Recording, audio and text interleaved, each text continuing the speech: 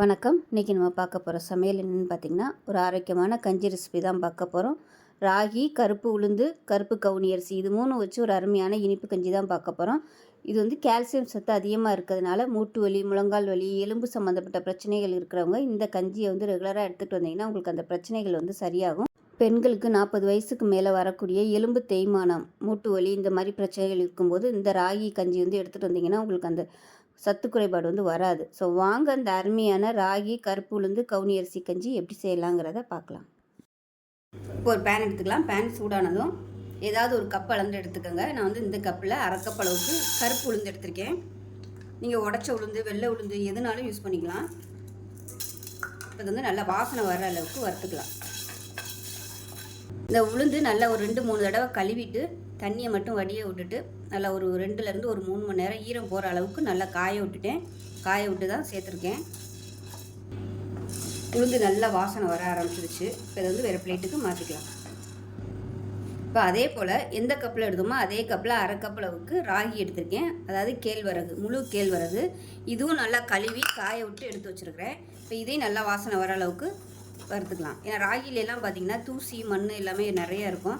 அதனால் நல்லா கழுவி வடியை விட்டுட்டு நல்லா காய விட்டுட்டு இந்த மாதிரி வறுத்து எடுத்து வச்சுட்டோம்னா நல்லாயிருக்கும்.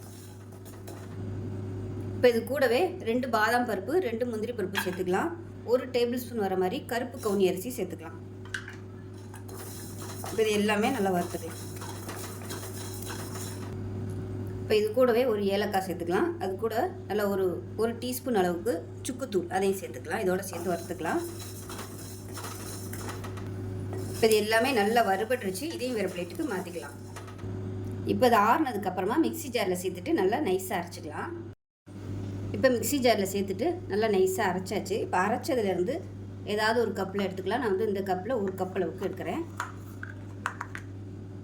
இப்போ இந்த கப்பில் 1 கப் அளவுக்கு எடுத்துருக்கேன். இதை சேர்த்துக்கலாம். இப்போ 1 கப் எடுத்ததுக்கு இதே கப்பில் நல்லா ஒரு 6லேருந்து 7 கப் அளவுக்கு தண்ணி ஊற்றிக்கலாம். 6 கப்பு ஊற்றிருக்கேன். பத்தலைன்னா நம்ம சேர்த்துக்கலாம். இதை நல்லா கலந்து விட்டுட்டு கேஸ் ஆன் பண்ணிக்கலாம்.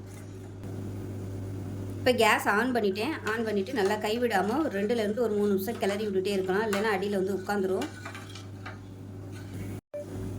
மேலாப்பில் அப்படியே பொங்கி நுரைச்சி வரும். அந்த ஸ்டேஜில் அடுப்பு நல்லா சிம்மில் விட்டுட்டு நல்லா மிதமான தீயில் நல்லா கொதிக்கட்டும். நல்லா அப்படியே பளபளன்னு வரும் சைனிங்காக. அந்த ஸ்டேஜில் நம்ம அமர்த்திடலாம்.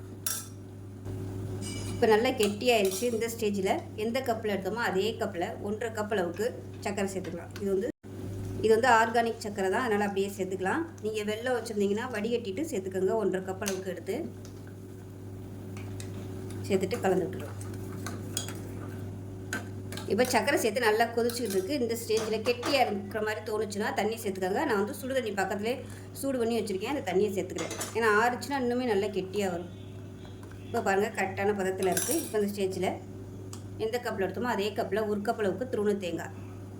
இதுக்கு பதிலாக நீங்கள் தேங்காய் பால் சேர்க்குறனாலும் சேர்த்துக்கலாம். தேங்காய் பால் சேர்க்கலாம். அப்படி இல்லைன்னா நம்ம பசும்பால், பாக்கெட் பால் அது கூட சேர்த்துக்கலாம். பசும்பால், பாக்கெட் பால் சேர்க்குறதா இருந்தால் நல்லா கொஞ்சம் ஆறுனதுக்கப்புறமா குடிக்க போகும்போது சேர்த்துக்கோங்க. இல்லைன்னா உங்களுக்கு வெளில இந்த சக்கரை சேர்த்துக்கிறதுனால திரண்டு போயிடும். அவ்வளோதான். இப்போ தேங்காய் சேர்த்துட்டு 1 நிமிஷம் அப்படியே சிம்மில் கொதிக்கட்டும். இப்போ நல்லா கொதிச்சிருச்சு, அமர்த்திடலாம். இப்போ நல்லா அமர்த்திடலாம். அருமையான ராகி கருப்பு உளுந்து கஞ்சி ரெடி ஆயிடுச்சு. நல்ல ஒரு ஆரோக்கியமான ரெசிபி. நல்ல உடம்புக்கு வந்து ஸ்ட்ரென்த்து கொடுக்கும். கால்சியம் சத்து வந்து அதிகமான ஒரு கஞ்சி இது. ஸோ செஞ்சு பாருங்கள். செஞ்சு பார்த்துட்டு எப்படி வந்துச்சுங்கிறத சொல்லுங்கள். வீடியோ பிடிச்சிச்சுன்னா லைக் பண்ணுங்கள், கமெண்ட் பண்ணுங்கள், சேனலை சப்ஸ்கிரைப் பண்ணுங்கள், பக்கத்தில் பெல் பட்டனையும் ப்ரெஸ் பண்ணுங்கள். நன்றி.